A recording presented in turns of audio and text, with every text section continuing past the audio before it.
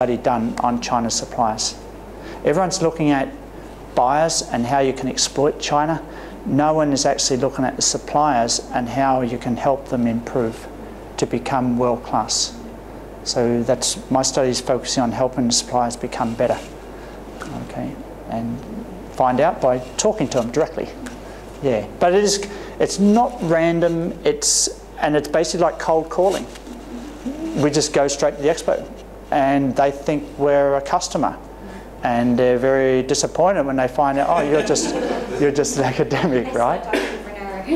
But we've worked it out. I've worked out the model, and we have a value proposition. We put it to them. We show them some of the report we've done already, and you would think, why on earth would someone waste time 1 hour to interview with you?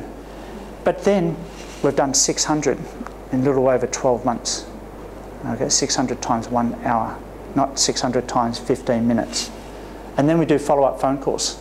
So we have the business card of everyone that we interview.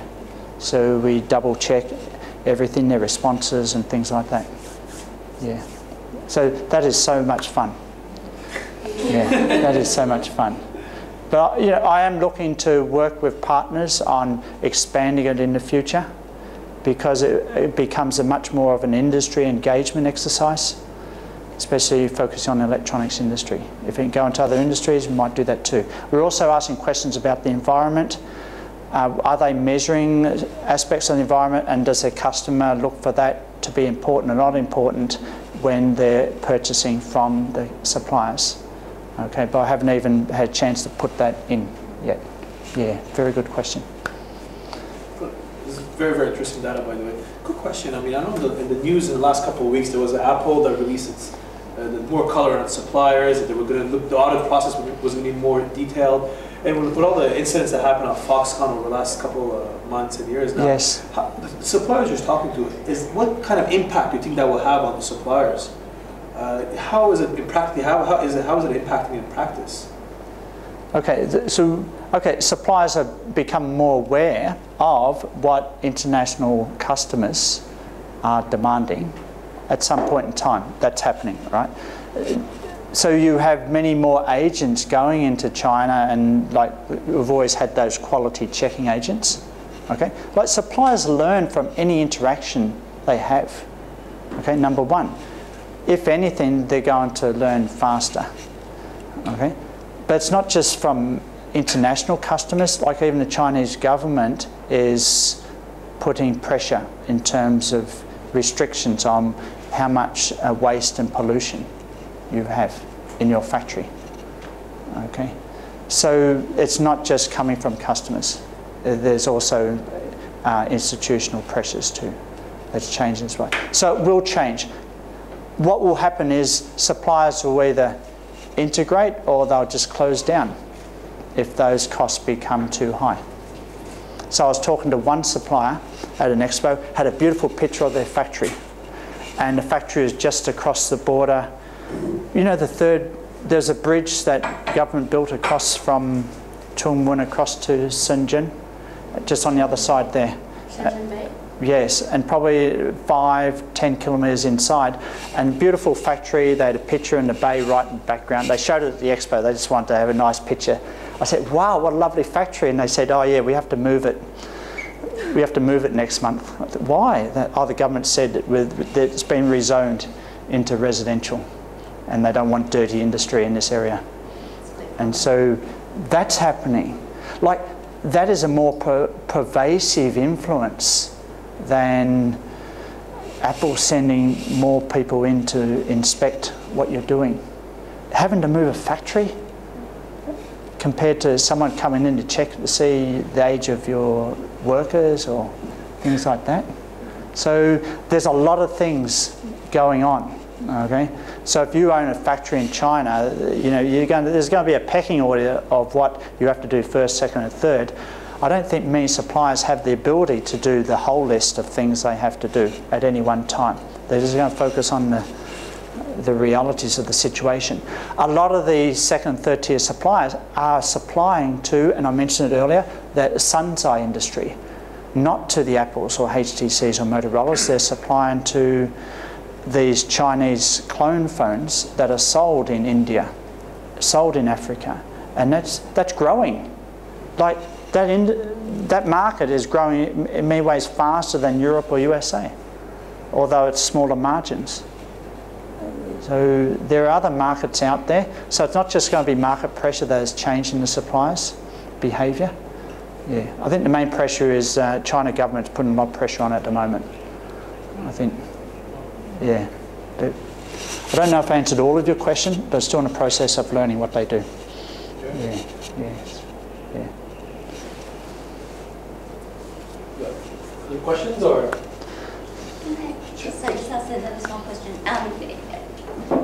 I understand you also interviewed some finished product suppliers, or no? Because you mentioned there was like smartphone manufacturers. Oh, you mean finished goods? Yeah, finished goods as opposed to just passive components or component manufacturers. I'm just wondering. Right. What happened? I think there was probably about half a dozen of the people, suppliers we interviewed, actually also made finished goods, but I wanted to take them out of the analysis. I wanted to focus on, the key part of the analysis was the focus on that interface, that communication interface, negotiation interface, and that contract interface that they have with a major customer. So I really wasn't interested in suppliers that make final products, because they'll just make 500,000 units and then just flood the market and just hope someone, you and I, will go to Shenzhen or go to the Golden Shopping Centre and then buy it, right? And it just becomes inventory. It doesn't become a way of them moving up the value chain. But I focused on the interface with the large buyers. Why? Because the largest customers care about the capability of the supplier. They care about quality, not just at the end, but the process. They care about so many other things. So it's an interface of learning. It's a real, think of it, of all the portfolio of customers that you ever have as a supplier, which one are you going to learn the most from? Which one are you going to pay the most attention to? It's going to be your largest customer. Well, I just thought it was interesting because I wondered about the perspective of the like how much customers, how much power they have if they're a brand versus if they're a retailer or a distributor. For instance, because I used to be involved in sustainability consulting. So a few years back, we were involved as one of the service providers working with Walmart. Yes. To help them green their supply chain. Yes. And so we were talking to suppliers who were all finished product suppliers, and hey, Walmart was the major customer, there was no question. Absolutely, but yes. in terms of the influence that Walmart had or tried to have or still has, I mean, it's a big question mark, but how much they could really improve the sustainability of their suppliers. And so, I mean, there's definitely some connections with some of the things that you talked about. I wondered that that's another very different but interesting analysis of sort of what. I think from the supplier's point of view is the opportunity to learn from an intermediate customer than from a final customer. I think is much higher. Yeah. Is much higher because the final customer is more the final channel of the marketing chain, right? So you're going to do what they say for as long as you want that channel, but it's not going to be a learning experience. As I showed today, there's a lot of interactions when you work one stage back and you're working with large final product manufacturers and how they manage their first and second tier suppliers.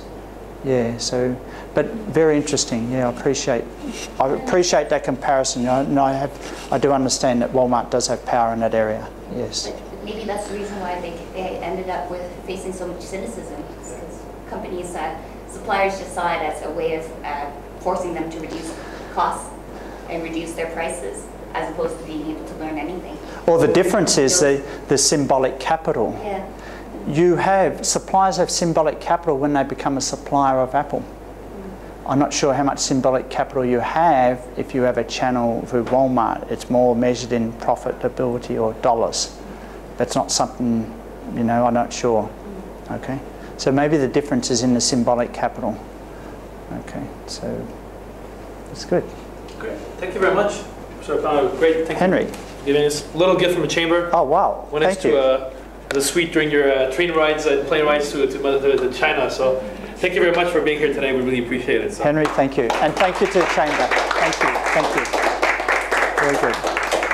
Quick note for all of you guys, our next event will be next month. We have an event, I believe it's the 27th. We're actually having the CEO of Marco Polo, which is the first, so it's not related to manufacturing, unfortunately, it's related to, it's the first hedge fund focused on A-shares. So we talk about the Chinese market and the Chinese securities industry. Related to China in different aspects. So thank you very much for coming again. And one last thing as well, we have a new promotion at the Chamber, which is called Bring a Friend program. So any event like this you attend next time, as a member of the Chamber, you can also bring a friend, and it's actually free for your friend. So it's a new way if you guys want to come to an event, you want to bring one of your colleagues from the office or whatnot, it's a great way to actually introduce people to the Chamber. So thank you very much again, and I'll see you guys soon. Thank you. Thank you very much. Thank you. Very, very interesting. You know, we had a last time we had a speaker. We had the author of Poorly Made in China. Oh, really? Wow. I forgot it. Yeah, I read that book. Great He came book. and spoke to us as well. Oh, fantastic. I don't think he had the same. I don't know. Have you met him in person before? No, I haven't. No. Maybe I should connect him to you. Actually, Yeah, You'll be that'd be more good. happy Very to connect interesting. you to him. I mean, I don't think he had as depth of that. Obviously, I think yours is amazing from the level of the data, number of people you've interviewed over the Yes. years. It's really, really. I mean,